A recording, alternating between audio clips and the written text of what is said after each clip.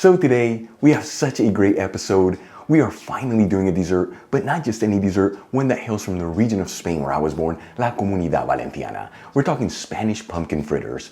These fritters are known here in Spain as Buñuelos de Calabaza. Now what makes these fritters so special is how easy the recipe is to put together, but the end result is a beautiful presentation with an incredible pop of flavors, folks. This is the perfect recipe for the fall season and truly dessert that everybody's gonna love. Really quick before we begin, a shout out to one of my patrons, Barbara Eastman. Once again, Barbara, thank you so much for being a patron of Spain on a Fork. You know how much I appreciate you. For the rest of you, if you're not with me on Patreon and you'd like to support the show, you'll find my Patreon link in the description box below and iCard above.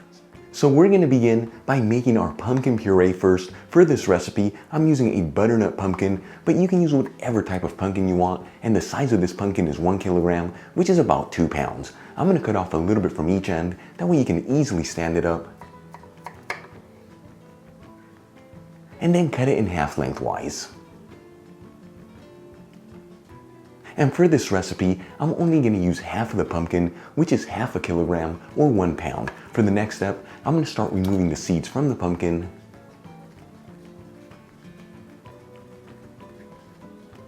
And then peeling the skin off.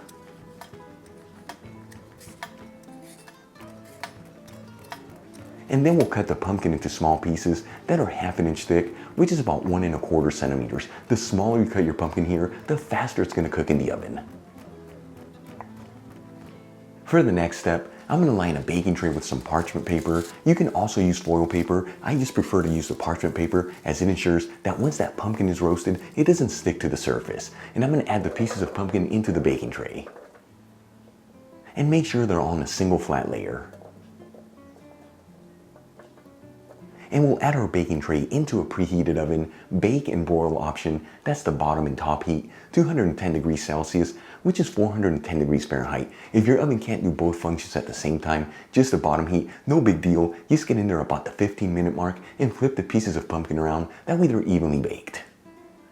After about 25 minutes, that pumpkin should be perfectly cooked. I'm going to remove it from the oven.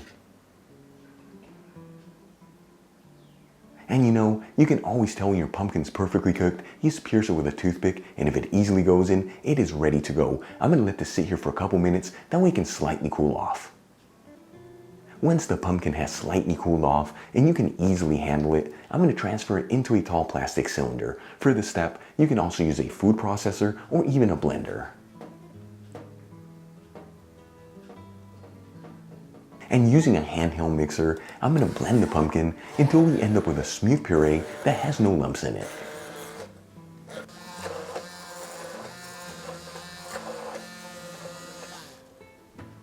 Once we have the pumpkin puree done, let's start making the batter. I'm going to add in 3/4 cup of all-purpose flour into a large bowl, which is 100 grams.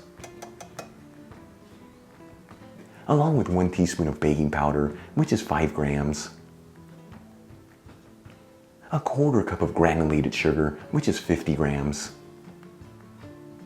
And 1/4 teaspoon of fine sea salt, which is 1.5 grams. And we'll mix the dry ingredients together, that way they're all evenly mixed.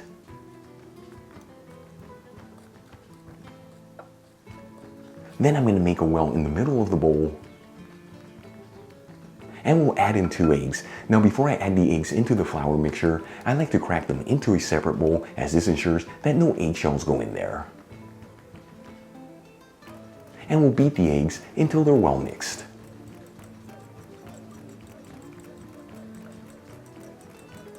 And then we'll mix everything together until it's well mixed. Once everything is well mixed, we'll add in our reserved pumpkin puree into the bowl. And we'll mix everything together until it's well mixed.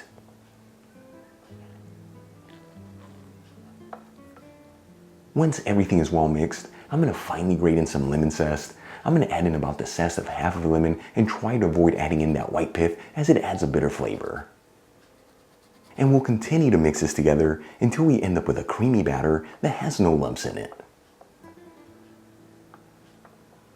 And that's the exact consistency you want from your batter. It's nice and thick. If yours is a little bit runnier, just add in a little bit more flour in there and mix it in there. For the final step, let's start frying up our fritters. I'm gonna grab a large fry pan, heat it with a medium heat. Important to use a medium heat here and nothing higher, otherwise those fritters are gonna brown too quickly on the outside and not fully cook in the inside. And I'm gonna add in 1 cup of sunflower oil, which is 240 milliliters. For this recipe, you can use whatever neutral oil you like.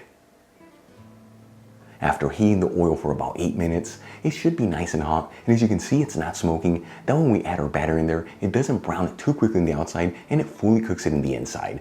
I'm gonna start adding spoonfuls of the batter into the pan, making sure they're all in a single layer and evenly spread out.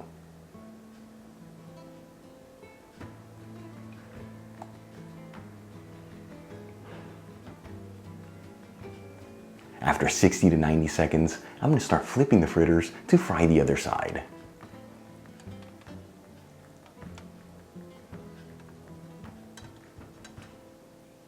After a total cooking time of 2.5 to 3 minutes on the fritters, they should be perfectly cooked inside. I'm going to start removing them from the pan and transferring them into a dish with some paper towels.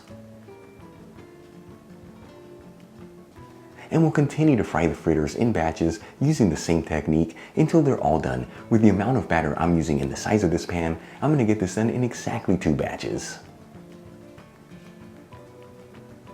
Once all the fritters have been fried, it's time for the last step of the recipe. I'm going to add in some granulated sugar into a shallow bowl. And we'll coat the fritters in the sugar, making sure they're evenly coated all around.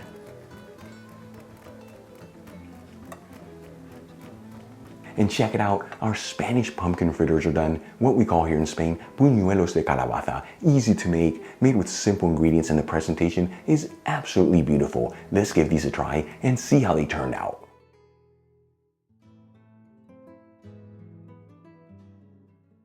All right, folks, moment of truth. Here we go, Amunt Valencia.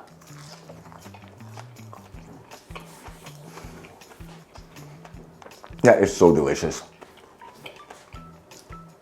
And fritters are beautifully cooked. They have a light crispy texture on the outside, and the inside you smell to your mouth, but they're fully cooked through. You saw this, very easy to make, made with simple ingredients. Try these pumpkin fritters at home. You will not believe how good they are. If you enjoyed today's video, hit that like button. Leave me a comment below, and if you're not subscribed, you know what to do. Smash the subscribe button. Till the next time, hasta luego. All right, folks, it's a wrap. Seriously, these pumpkin fritters are so good. They are mind-blowing good. Absolutely delicious. See you in the next video. Love ya.